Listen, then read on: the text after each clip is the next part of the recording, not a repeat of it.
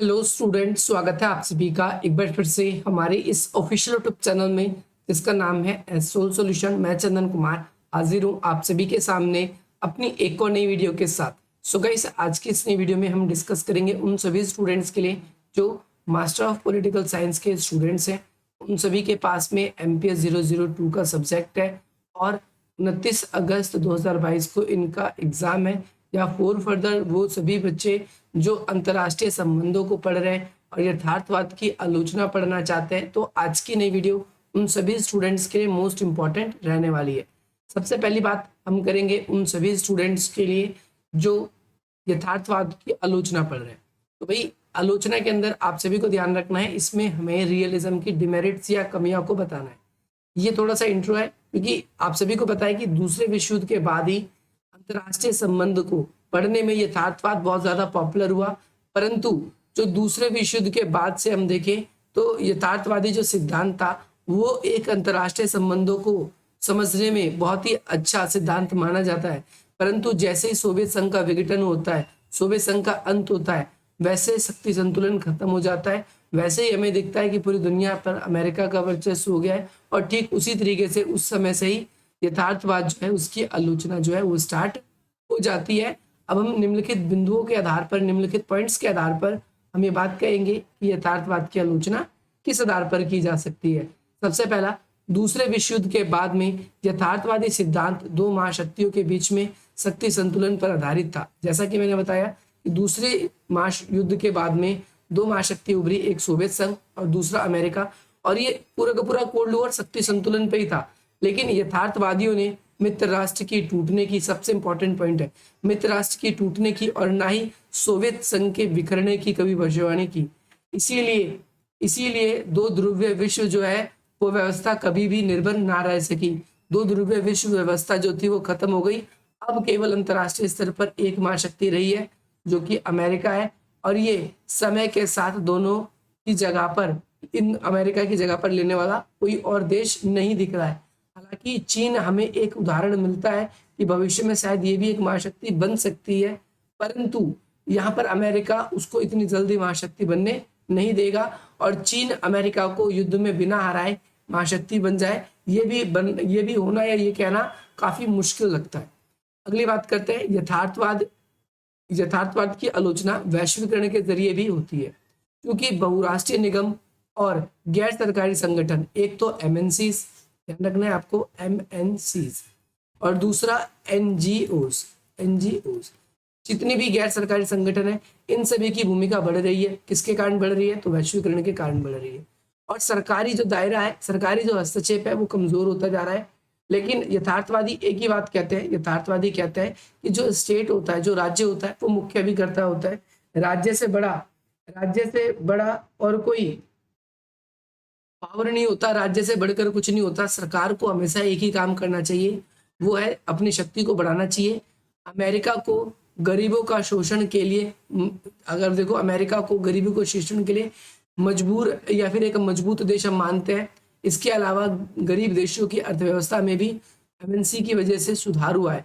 लेकिन यथार्थवादी छोटे मोटे कमजोर देशों को महत्व नहीं देते, वो हमेशा शक्तिशाली देशों को ही महत्व देते हैं और राज्य को भी शक्ति ही हमेशा इंक्रीज करने के लिए या फिर शक्ति ही बढ़ाने के लिए वो क्या करते हैं, बात कहते हैं। तो आप लोगों को ध्यान रखना है कि MNC आ रही है, सरकार का दायरा कमजोर हो रहा है। MNC अपने एम्प्लॉयर्स को काम देती है तो अपने हिसाब से सैलरी डिसाइड करती है, अपने हिसाब से सर्विस डिसाइड करती है कि हम कितनी सर्विस लेंगे। हमारी सरकार अगर उन पर प्रतिबंध लगाने की कोशिश करती है या फिर उनके ऊपर रोक बंदिशें डालने की कोशिश करती है तो वो MNCs हमारे देश को छोड़कर जाने की बात करती है।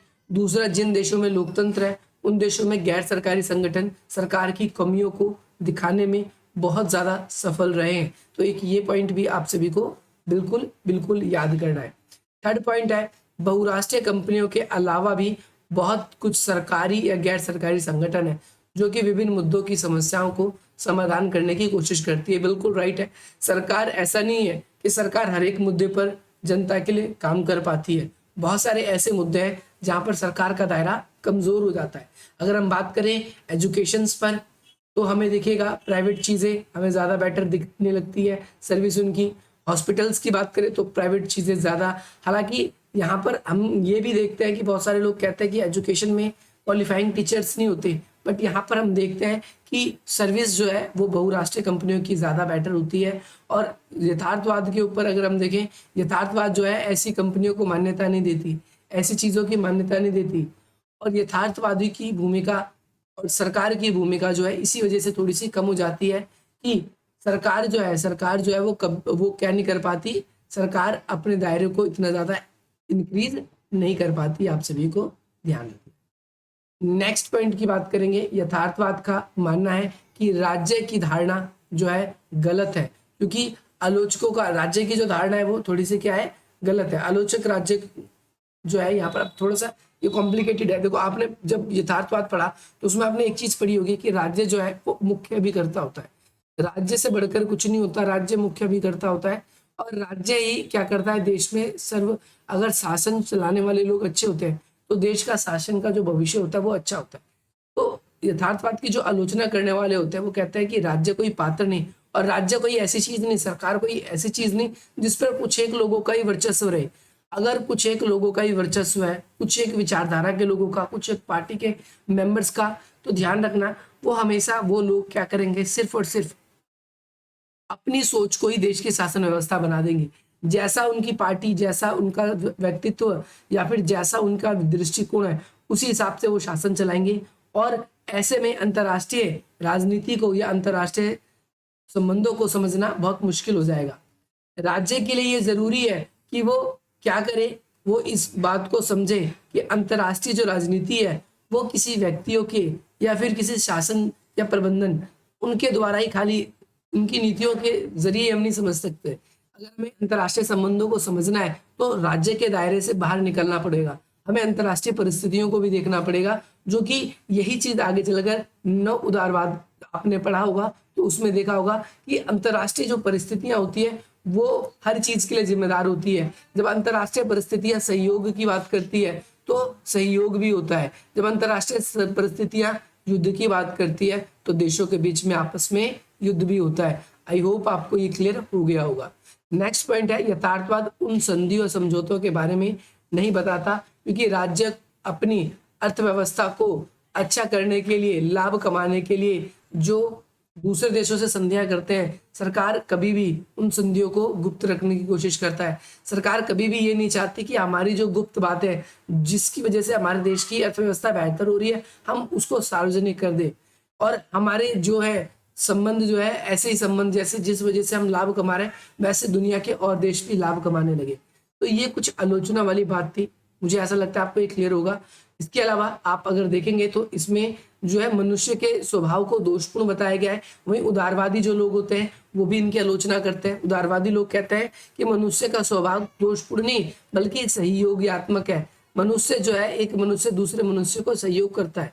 दूसरी बात, राज्य का जो स्वरूप है वो नकारात्मक दृष्टिकोण यथार्थवादियों ने प्रस्तुत किया है, क्योंकि राज्य को हिंसक और राज्य को हथियारों की होड़ करने वाला बताया, परंतु ऐसा नहीं है। उदारवादी कहते हैं कि राज्य ही वो सरकार है, जो राज्य ही वो चीज है जो देश के अंदर कानून व्यवस्था बनाए रखने की कोशिश करती है, देश के अंदर लोगों को शिक्षित करने का कार्य करती है। राज्य जो है वो सिर्फ दमन करने की चीज नहीं है। तो ये आप सभी को ध्यान रखना है जो आप लोगों को बताया जा रहा है। तीसरी बात, यथार्थवाद की आलोचना जो है नारीवादी लोग भी करते हैं। कौन करते हैं? नारीवादी लोग भी करते हैं। नारीवादी में जेन टिग्नर कहती है कि भाई जो इन्होंने अंतर्राष्ट्रीय संबंध में महिलाओं को पूरी तरीके से दरकिनार कर दिया, महिलाओं को क्या कर दिया, पूरी तरीके से दरकिनार कर दिया है। और महिलाएं जो है वो आज जो है पूरी तरीके से एक तरफ से आप देखोगे कि अपने निर्णय लेने में अंतर्राष्ट्रीय स्तर पर उनकी कोई भूमिका नहीं है, ना कोई तो संस्था, ना कोई विचारधारा और ना ही कोई व्यक्ति। जितने सिद्धांत शास्त्री हैं इन सभी में ज्यादातर पुरुष हैं, इसीलिए ये ज्यादातर महिलाओं को इग्नोर कर देते हैं और अंतर्राष्ट्रीय संबंध को अपने नजरिए से ही व्याख्या करते हैं। उनमें महिलाओं का कहीं कोई भी भागीदारी या कोई भी सुनिश्चितता नहीं होती। और मुझे लगता है कि इस वीडियो से आप सभी को उतनी ही वैल्यू मिलेगी जितनी शिद्दत से आपने ये वीडियो देखी है। और बहुत सारे कमेंट्स आ रहे हैं आप सभी के, जैसे जैसे मुझे टाइम मिल रहा है मैं आप सभी के लिए वीडियोस बनाता रह रहा हूँ और बाकी आप लोगों के लिए और भी वीडियोस आती रहेगी। आप सभी का पेपर मॉर्निंग में 10 बजे शुरू होगा। मैं आप सभी को बता दूं कि आप सभी अपना रिवीजन करता रहे, रात तक देर रात तक आप पढ़ोगे क्योंकि कल आपका एग्जाम है। तो वीडियो मेरी तरफ से आप सभी की जितनी भी होगी वो आती रहेगी। डेटा ऑन रखना, चैनल को सब्सक्राइब कर रखा होगा तो नोटिफिकेशन उसी टाइम आ जाएगा, क्योंकि बहुत सारी वीडियोज आप सभी को मिलने वाली है। बाकी मिलते हैं हम आप सभी से अपनी अगली वीडियो में। जय हिंद, जय